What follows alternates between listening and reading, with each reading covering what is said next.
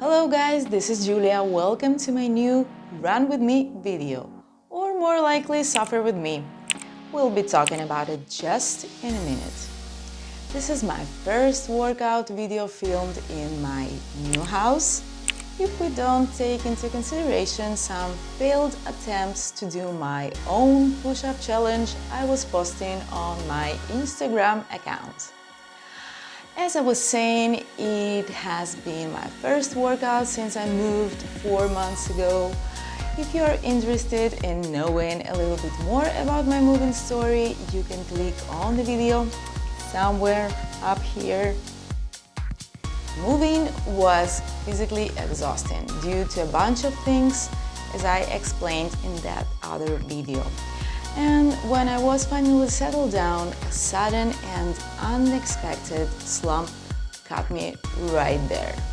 Also, in general, this time of year, I don't usually feel very motivated to exercise. Spring and the beginning of summer are more inspiring for me in that sense. Apart from that, I slightly mentioned in previous videos that I have been having some mental health issues for some time, and it's very difficult to focus on a challenging activity when you feel like your whole world is turning into ashes. And if all of it just wasn't enough, a month ago I got the worst flu I ever had, which left me with no strength at all. So all of it turned this workout into a suffer with me rather than run with me training session. I plan to do my usual 2 minutes of walking, 2 minutes of running, and repeat for 30 minutes or so, but sometimes things don't want to work as planned.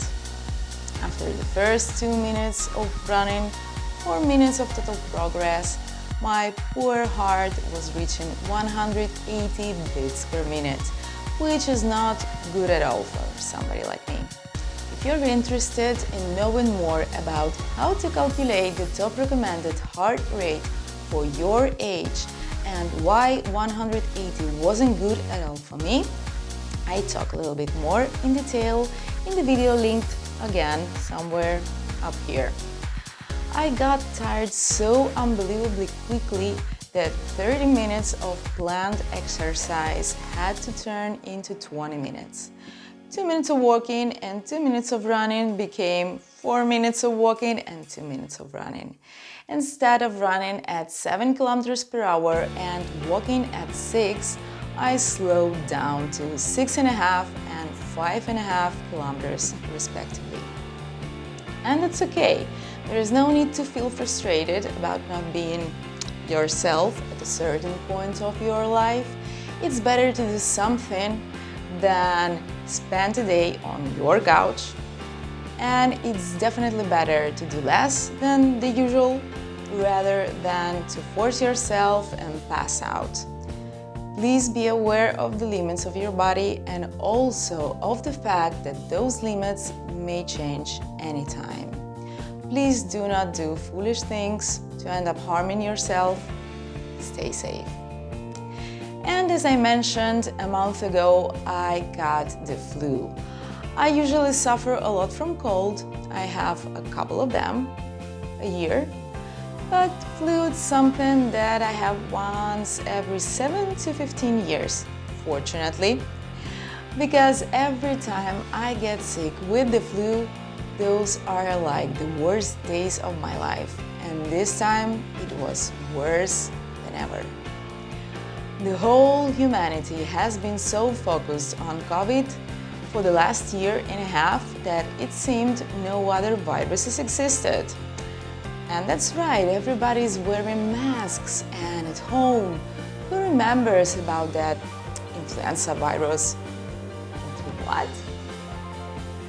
But apparently what we have this year is a 2021 influenza The Return, limited edition. And it seems to come back more angrily enraged than ever and determined to gather what was taken from it in 2020. I spent 8 days in bed with high fever, awful pain in my whole body, muscles and bones, terribly nauseated without being able to barely eat anything in days, without being able to move at all for the first 4 days, without being able to move, with no dizziness for the whole process. On the second day of developed symptoms, I took a fast COVID test you can buy at the pharmacy and do at home. It tested negative, which was great news. Although I already knew I didn't have my respiratory system affected at all, no coughing, no short breath, which was good. On the third day, it was a Saturday, I honestly felt like dying. Of course, I knew I wouldn't die, but it was the worst day of my life. So bad that we contacted our emergency medicine care, and they sent a doctor to see me at home. It took the doctor almost 3 hours to get to my place because apparently nowadays, if you don't have COVID, it's not urgent. The problem was that on this particular day, none of the medication I was taking seemed to be helping me at all. It wasn't helping me with the fever, it wasn't helping me with the pain, and definitely it wasn't helping me at all with the nausea. After more than 12 hours in those conditions, I was turning insane. I was suffering anxiety. I couldn't stop crying. I was rocking myself in bed as a child to make the pain go away, but nothing was helping. When the good doctor appeared and checked what he believed needed to be checked, his answer to everything was, "Oh, it's anxiety. Oh, it's all your negativity. So take your med for anxiety and everything will get better." Excuse me, what? You mean my fever will go down if I take my med for anxiety? My body will stop aching if I take my med for anxiety. The nausea that makes me breathe as if I had an anxiety attack will go away too. Well, it would be an unbelievable magical trick, but how can I take a pill if I can't even take a sip of water without wanting to throw my stomach up? And then he left. I was apparently fine and didn't need anything. Oh yeah. And the good doctor didn't even check how high my fever was or how high my blood pressure was. I have hypertension. The whole next week, the symptoms started to make turns. I only had one of all of them a day, which is a significant improvement, of course. But the fever raised every night in a very unpleasant way. I stayed in bed until next Friday. And the next Saturday, 9 days after getting sick, I thought I was reasonably fine and tried to go out for a walk because the weather was so gorgeous that day. I didn't go alone and I'm glad I didn't. My walk took me almost an hour for barely 3-kilometer distance. Since then, I've been feeling physically pretty weak and every training is a suffering. Not only those 3 months without exercising took all my strength away, but also this flu left me as if a heavy truck passed over me. But it's fine, my routine before the illness wasn't really healthy at all. I ate way too much chocolate, I drank way too much wine.